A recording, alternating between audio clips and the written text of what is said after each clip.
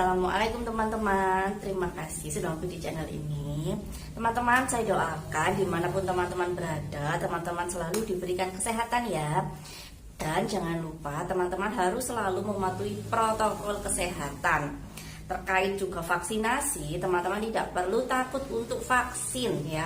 Karena vaksin itu melindungi diri teman-teman dan juga diri orang lain.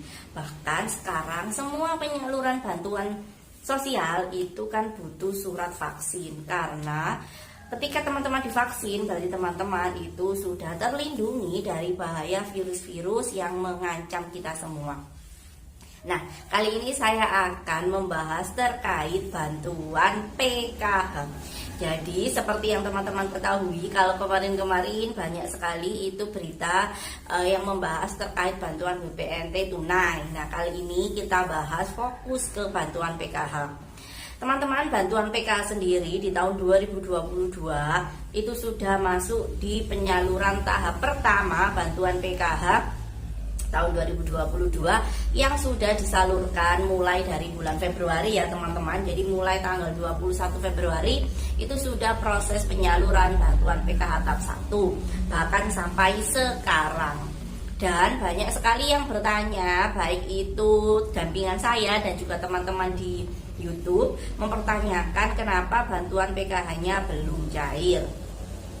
Untuk bantuan PKH sendiri teman-teman, sampai hari ini itu masih di tahap termin kedua. Jadi proses penyaluran PKH itu kan bertahap, ada terminnya masing-masing. Termin 1 sampai termin ke-7, termin ke-12 itu juga ada. Nah, sekarang ini sampai di termin kedua ya, masih sampai di termin kedua. Untuk data termin pertama dan termin kedua itu sudah diberikan kepada para pendamping PKH di wilayah masing-masing. Kami sebagai pendamping PKH kemudian mengecek dampingan kami berapa jumlah atau siapa saja yang sudah cair di termin pertama dan termin kedua. Seperti di dampingan saya sendiri, masih ada beberapa KPM PKH yang masih belum cair karena nama mereka belum masuk di SP2D termin pertama dan juga SP2 di termin kedua. Seperti itu. Untuk yang nama-namanya masuk di termin pertama dan termin kedua, mereka harus segera melakukan transaksi. Bantuannya segera diambil untuk dimanfaatkan dalam proses penunjangan ekonomi maupun kesehatan keluarga masing-masing. Seperti itu ya. Terus kemudian untuk para KPM PKH yang belum cair, kemarin saya juga mendapatkan laporan di dampingan saya sendiri. Untuk peserta PKH yang belum cair, kami data. Kemudian datanya kami coba cek, ternyata memang namanya ini belum muncul di penyaluran atau di SP2D baik termin pertama maupun termin kedua. Nah, karena ini masih di tahap termin kedua teman-teman, sehingga teman-teman harus menunggu, bisa dicek lagi bantuan PKH-nya minggu depan ataupun minggu depannya lagi. Karena bantuan PKH kan bertahap. Bisa jadi ketika teman-teman tidak masuk di termin pertama dan termin kedua, nama teman-teman nanti akan muncul di termin-termin berikutnya, seperti itu. Jadi sabar saja, yang belum cair bisa koordinasi dengan melaporkan ke pendamping PKH masing-masing. Untuk data termin ketiga dan selanjutnya itu kita tunggu saja ya. Semoga minggu depan itu sudah muncul SP2D tahap pertama untuk termin ketiga ataupun termin keempat. Jadi nanti teman-teman yang belum cair itu insya Allah akan masuk ke tahap 1, termin 3 ataupun termin 4, seperti itu. Selama nama teman-teman itu masih ada dalam kepesertaan PKH yang dibuktikan dengan data PKH milik pendamping PKH ya, bukan dicek bansos. Jadi datanya itu dicek melalui aplikasi ePKH baik offline maupun online milik para pendamping PKH. Selama nama teman-teman itu masih muncul di data tersebut, maka teman-teman itu akan tetap bisa cair bantuan PKH-nya karena kan statusnya masih aktif sebagai penerima bantuan PKH seperti itu. Nah, untuk teman-teman yang sudah cair tapi komponennya itu nominal pencairannya itu kok turun, kok beda, bukannya bertambah tapi malah turun, teman-teman bisa laporan ke pendamping PKH masing-masing untuk dilakukan perbaikan dan pengecekan data. Pengecekan data, kemudian perbaikan data, seperti itu ya.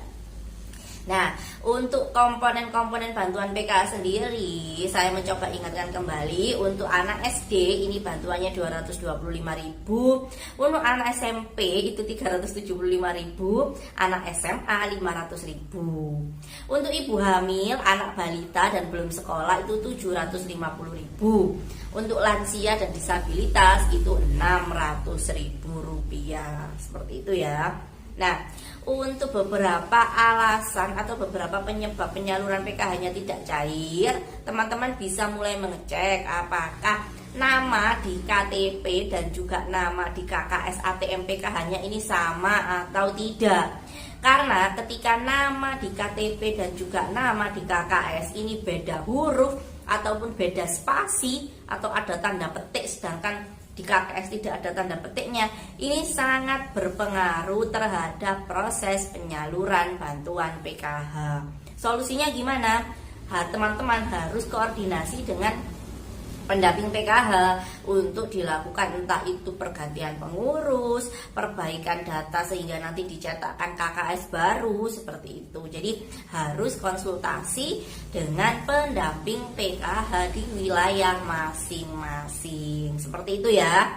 Nah, untuk yang belum cair tapi tidak ada masalah terkait namanya masih ada di kepesertaan IPKH, data di KKS dan juga data di KTP ini sudah sama tapi masih belum cair, ditunggu saja. Semoga teman-teman masuk dalam penyaluran bantuan PKH di termin ketiga ataupun keempat. Kapan itu termin ketiga atau termin keempat? Kami sebagai pendamping PKH belum tahu. Namun insya Allah mungkin karena minggu ini itu kami sebagai pendamping PKH harus segera melaporkan KPM kami yang sudah sukses transaksi baik di termin 1 dan termin 2, maka besar kemungkinan untuk termin ketiga dan keempat itu minggu depan.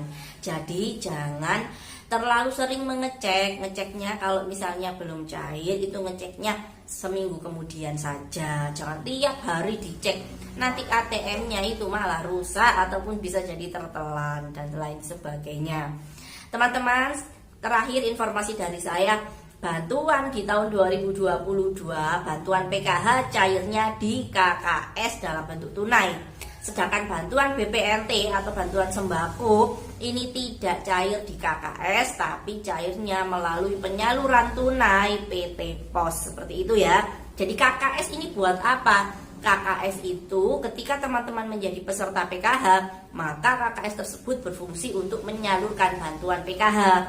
Tapi kalau saya bukan penerima bantuan PKH, KKS-nya tetap disimpan saja, teman-teman ya. Untuk para peserta BPNT murni, KKS-nya tetap disimpan, jangan dirusak, dibuang ataupun digadaikan ya. Nah, sampai di situ saja informasi dan solusi dari saya. Kita ketemu lagi di video yang lain. Terima kasih. Assalamualaikum warahmatullahi wabarakatuh.